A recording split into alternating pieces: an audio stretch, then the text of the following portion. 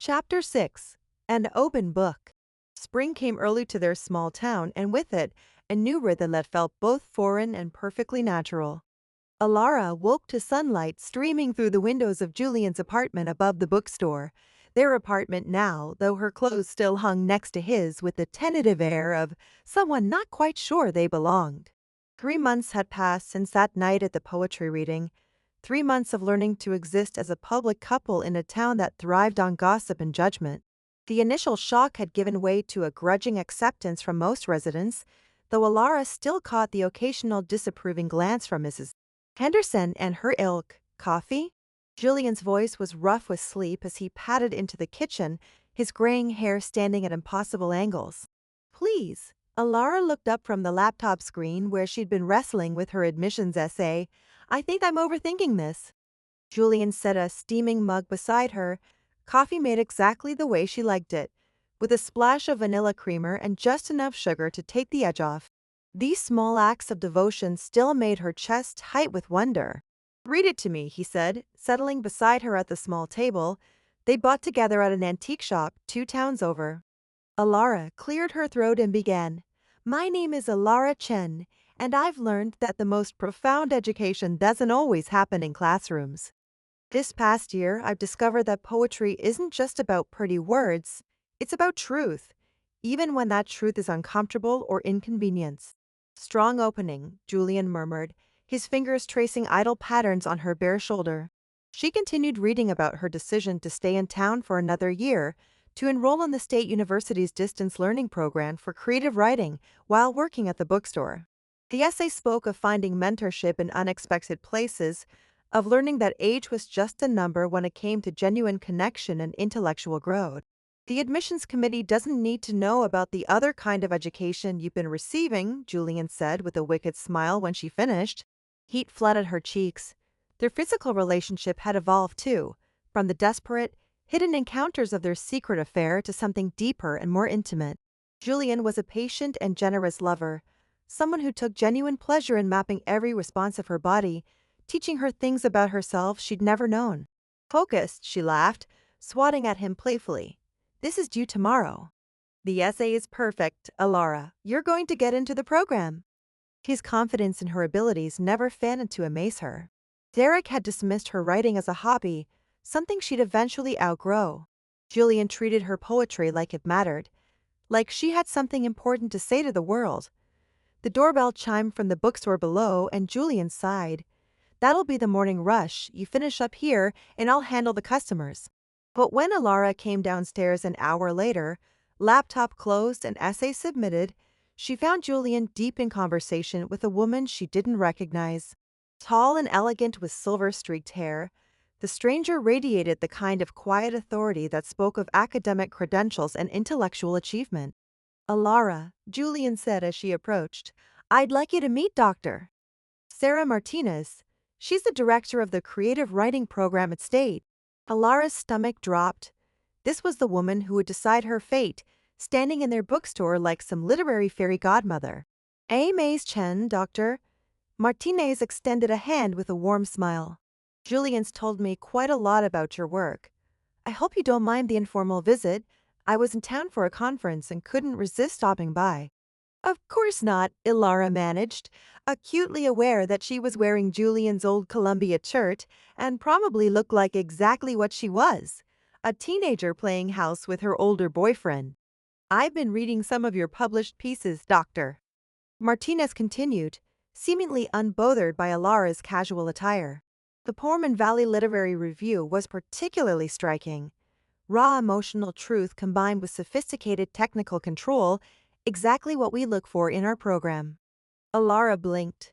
Published pieces. Julian's cheeks reddened slightly. I may have submitted a few of your poems to some journals.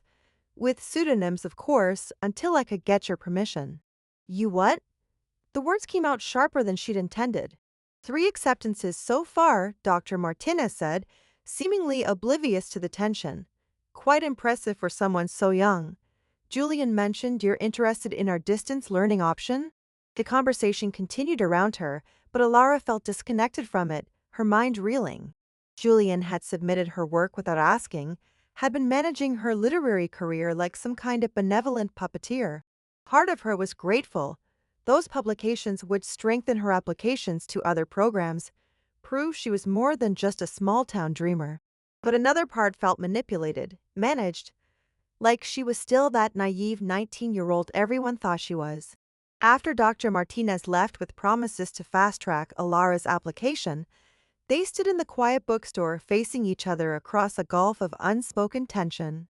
"You're angry," Julian said finally. "I'm confused." Alara crossed her arms over her chest. "Were you planning to tell me about the submissions?" "Of course, I was waiting for the right moment, hoping to surprise you with good news." "Julian, those poems, some of them were about us, about our relationship. You published our private moments without asking." His face fell as the implications hit him. "I didn't think. Christ, Lara, I was trying to help." "I know, but don't you see how this looks?" The older, experienced academic managing the young woman's career. "It's exactly what people expect from a relationship like ours." The words hung between them, ugly and painful. Julian sank into one of the reading chairs, looking every one of his 42 years. "You're right," he said quietly. "I overstepped. I was so proud of your work, so eager to see you get the recognition you deserve, that I forgot the most important thing, your agency in your own career." Alara felt the fight drain out of her. This was the difference between Julian and Derek, between a man who wanted to control her and one who sometimes tried too hard to help. The intention mattered, even if the execution was flawed. "Next time, ask me first," she said, settling onto the arm of his chair. "I'm not your student or your protege, Julian. I'm your partner." "Partner," he repeated, like he was testing the word. I liked the sound of that. The crisis passed as they always did, with honesty, communication, and the growing understanding that they were both still learning how to navigate this unconventional relationship. That evening, they worked side by side in the bookstore's back room. Julian cataloged new acquisitions, while Ilara wrote at the small desk he'd set up for her. The domestic intimacy of it still amazed her. How natural it felt to exist in the same space, pursuing their individual passions while remaining connected. "Read me what you're working on," Julian said during a break, massaging the bridge of his nose where his reading glasses had left marks. Alara looked down at her notebook, at the poem that had been flowing from her pen for the past hour. It was about them, about choosing love over safety, about the way their relationship had evolved from desperate secrecy to this comfortable domesticity. "It's not finished," she hedged. "The best ones never are. They just reach a point where you have to let them go." She read him the verses about morning coffee and shared books, about the way he looked when he thought she wasn't watching, about building a life that didn't fit anyone else's expectations, but somehow fit them perfectly. When she finished, Julian was quiet for a long moment. "That's going in your next submission," he said finally. "With your permission, of course." "Our next submission," she corrected. "I want you to be involved in my career, Julian. I just want to be involved in the decisions." The smile that spread across his face was bright enough to light the entire bookstore. "I love you, Alara 10. Have I mentioned that recently?" "Only about a dozen times today," she said, but she was smiling too. "I love you back, Julian Blackwood, even when you're an overprotective academic who thinks he knows what's best for everyone." "Especially then," he said, pulling her into his lap for a kiss that tasted like coffee and contentment and the promise of all the tomorrows they were building together. Outside, the town went about its evening routine, but inside the last page, surrounded by thousands of other people's stories, Alara and Julian continued writing their own.